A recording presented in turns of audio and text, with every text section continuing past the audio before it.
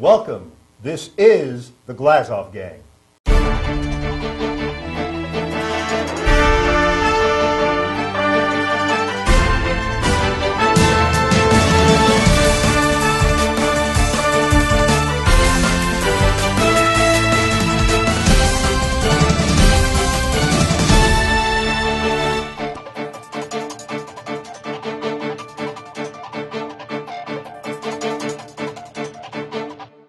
Hello again, I'm Monty Morton filling in for Jamie Glazov tonight.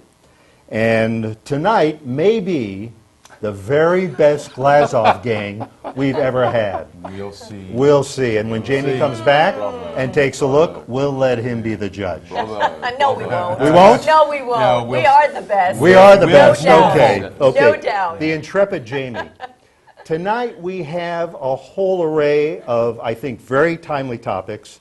And because we need to get into it, what I'm going to do is introduce our guests.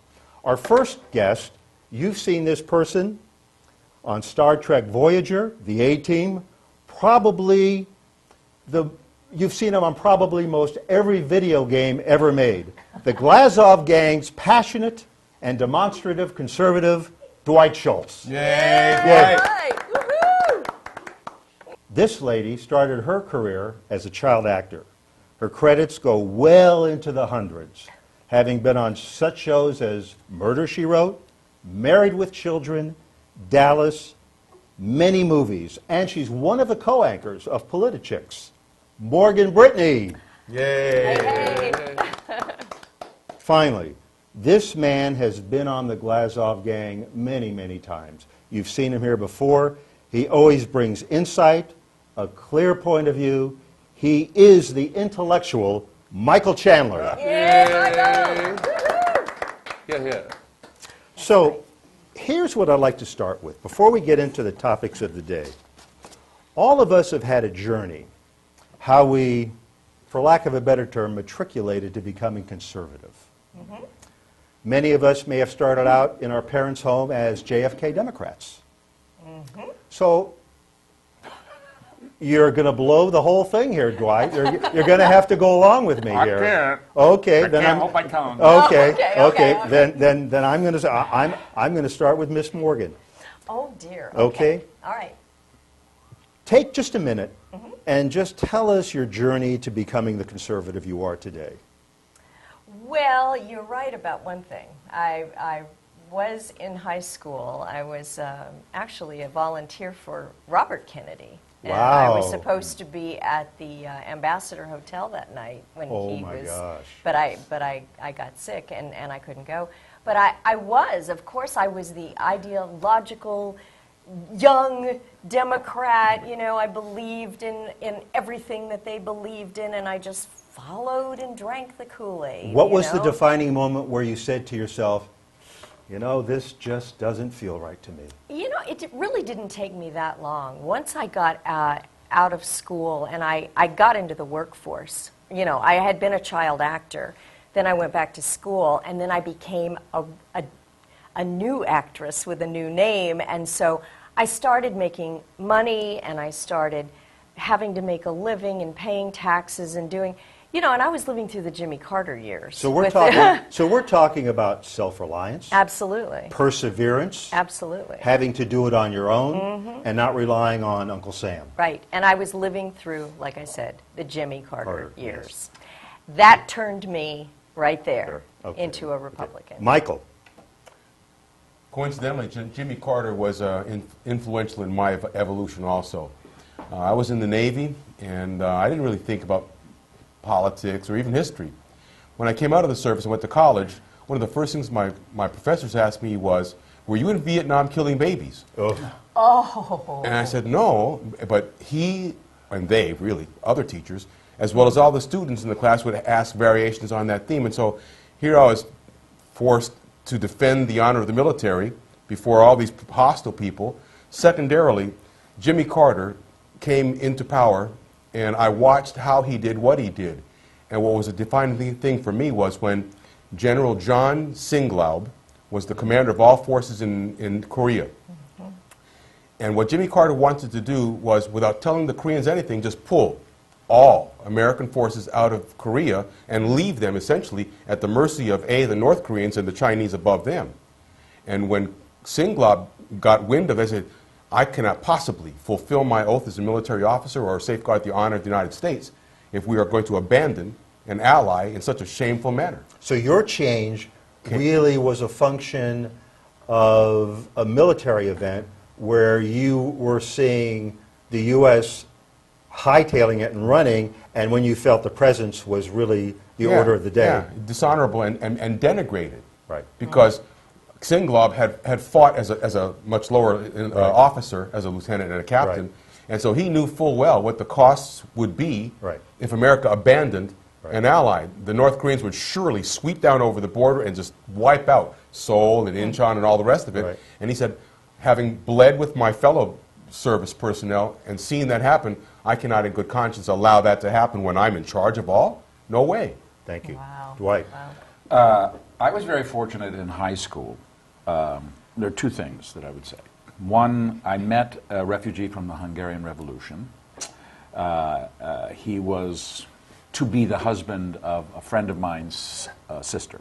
And I had dinner with him on many occasions. And what he said was simply horrifying about communist rule and the Soviets moving in to Hungary. At the same time, when I was in high school, I had a little, my parents had given me a little RCA Victor radio. It was blue with gold trim, 7 transistors. And I would lie in my bed in Baltimore, and I would tune in Barry Farber in New York City. And the world... Was he the Rush Limbaugh of the day? He was more than that. Now, he spoke 5 languages. He had this southern drawl that was so enchanting. And I loved accents, so that was one of the things that caught me. But he spent 3 hours on a topic every night. And I found it more interesting than television. And he taught me the truth about the world. I would listen to him, and then I would compare it to what I'm hearing on from Mike Wallace. Oh, wow. And then I would, Yeah. then I started to read, and I got into the nitty gritty, and I discovered that there were 2 worlds, Right. and Barry Farber's world was the real one, and I went from high school into college the same way, and I'll never forget a professor when I brought up the Catine forests. I'll never forget this professor saying that's a myth. Wow. And later, of course, it was. Thank you. Do you remember Thank you. George Putnam? Oh, yes, of course. I Do you remember. remember Yes. George I Putnam? He was a listened to him 10. regularly. Yeah, Right, but I used to. He had a Yeah, radio that's show right. too. Right. Oh, yeah, yeah, And I yeah. used to listen to him Right, too right, as well. So right. that Yeah. kind of jogged my memory Right, there when right, you right. said that. Anyway. Wow. And Ray Bream. Anyway, Yeah. we've got a lot of stuff to cover. Hopefully our answers will be a little bit more succinct so we can get through all of this. Here's where I want to start. The Obama administration, in the last 5 years, we have seen a myriad of scandals. We have seen the House and the Senate pass absolute dead-bang laws, only to be capriciously changed, delayed Yep. by the president. Yep. So my question is this an expansion of presidential powers, or is this abject lawlessness? Dwight? Well, you heard John Podesta basically say that that's what it is. I mean, it's an attempt to override the Congress of the United States through executive action. And I think it's very interesting that the president has suffered 3 pat-downs from the Yes, courts. exactly. 3 very nice Exactly. pat-downs. One having to do with the NSA, one having to do with mandating abortion and contraception, and the other has to do with the government's maintaining secrets from the American people.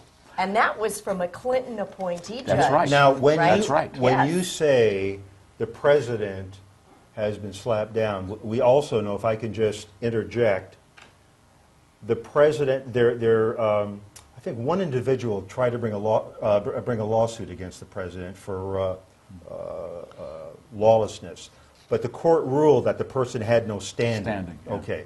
Now, the House is taking a different tact, and a governmental body. Personally, I don't know if it's going to go anywhere. Morgan?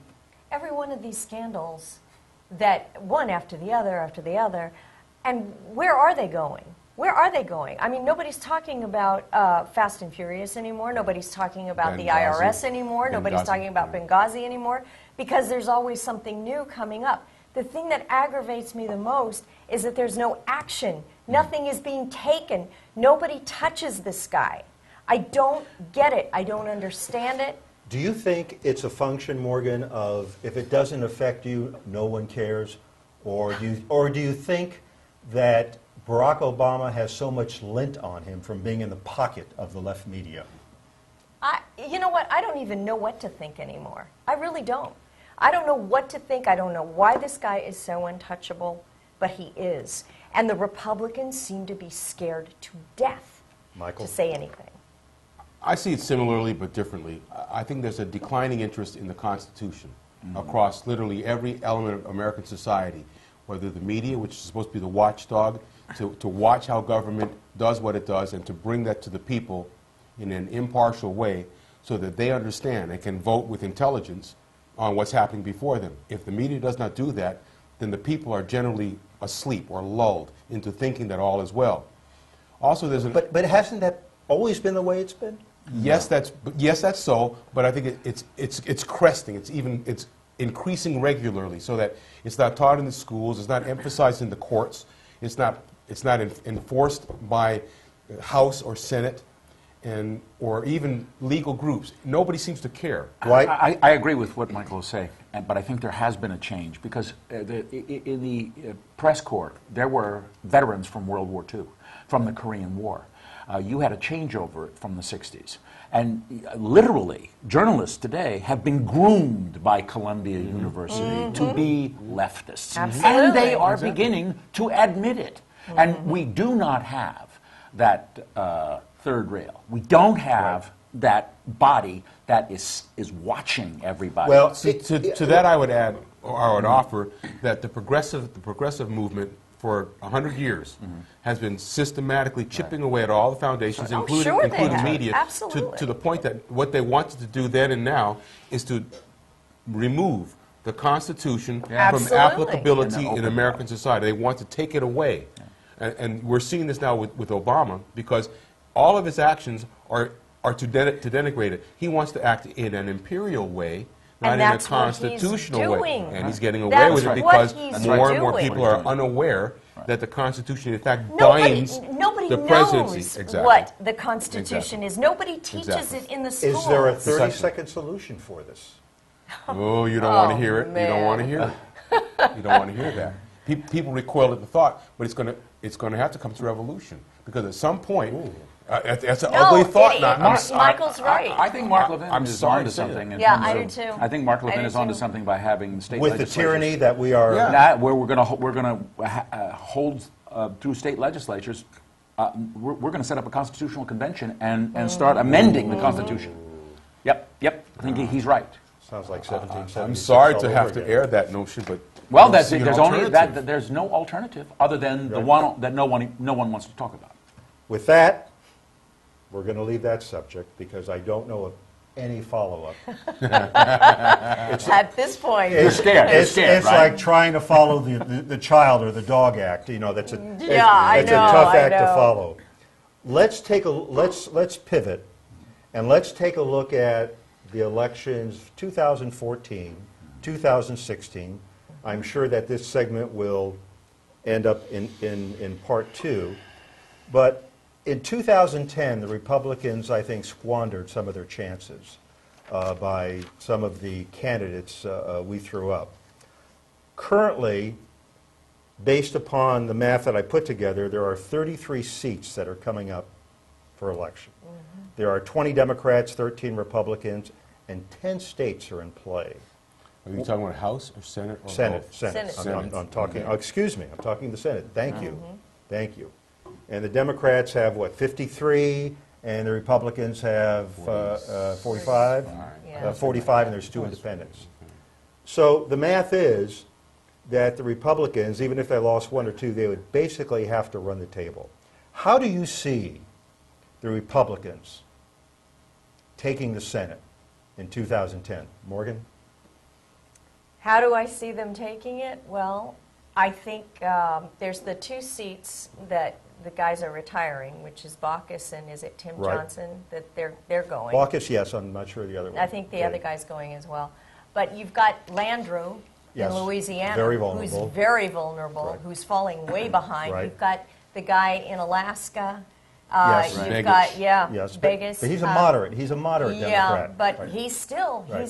vulnerable, Right. and there's a lot of them that are very nervous about Obamacare. They're very nervous. They're on the hook. They own this, and they know they own Completely. this. I mean, there is not a Republican fingerprint anywhere They on this couldn't thing. even hide in a centrifuge in Iran. No, you're exactly right. You're exactly right.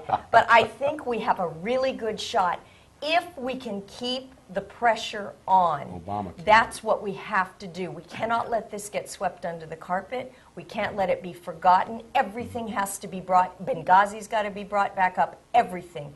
The American people need to be angry. They need to be mad. They need to be like the eagle on my sweater. Be angry. And get out to the polls and vote. I We've think got the about greatest- another minute. I think the greatest chance for anger would be to keep the focus on Obamacare because Yes. costs in the pocketbook of the average Joe Right. Yep. now becomes the focus. Right. When he said you can keep your health care and keep your doctor if you like it, only for people to find that they can keep neither their doctor nor their health care Exactly. at greater cost Yep. is scaring people and putting a fine point on it that cost is really driving all things. And now that the young people upon whom all rests, Oh, they're pulling back. Gone, yeah. Now we have to take a break. This concludes part 1, and we'll be right back.